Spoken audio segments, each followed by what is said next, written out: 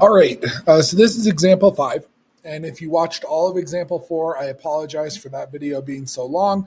I'm going to make it up to you with this video, which should not take very much time. So from a graph, I want to see what the slope is. And this is much easier to do. First of all, I'm going to identify from the graph whether this is a positive or a negative slope. So I see that the line is going downhill. So this is going to be a negative slope. Okay, so it's going downhill. Now, the next part is I'm going to want to pick a couple of points that are whole numbers. And so what I want to pick, like this point right here, no, definitely not. Would I want to pick this spot right here? No, definitely not. So why do I not want to pick those spots? What's going on with some of the other spots? And why is one of the spots that I'd want to pick this spot right here? And maybe I would pick this spot right here. So what makes those spots different than like if I picked this spot or this spot? Well, the two blue spots are on whole numbers. So if I trace over to the side to the y-axis, I can see a whole number. If I trace down to the bottom, I can see a whole number. So for example, if I look at just this spot and I go down, I can see a whole number 3. And if I trace over this way, I can see a whole number 3. And so that's important. So I want 2 points that are going to be whole numbers. And I can see another point right here that's a whole number as well. So I'm going to go ahead and erase the 2 lines that I did here, just so that we're not mistaken. And I'll take out the blue lines. But here's what I'm going to do. I know that slope is rise over run.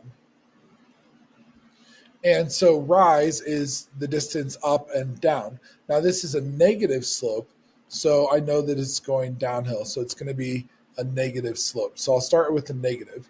And then I'm going to ask myself, how far down? So I'm going to create kind of a step.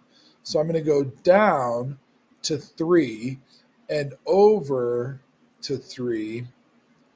And that's going to be a step. And then I'm going to go down to 1, and I'm going to go over to 6. And now I'm going to measure those stairs.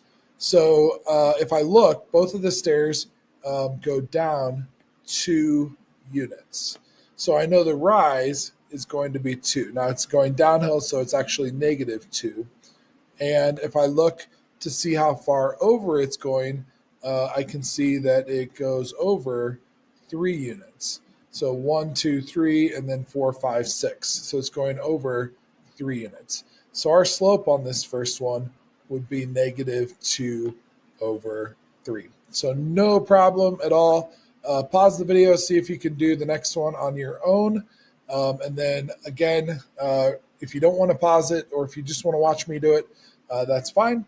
But I'll give you a second to pause the video now, and then you can come back on. Okay, so on this first one, or on this next one, I should say, on part B, I see a point right here. And if I wanted to identify that as a coordinate point, I would say that that is x equals 0, y equals negative 4. So that's one point that I could have. And then it looks like there's another point here that I could have.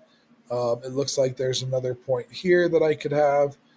So I've got 3 points that I can identify. I see that the line is going uphill, so this is going to be positive slope. And again, I want to see how far up do I go and how far over do I go.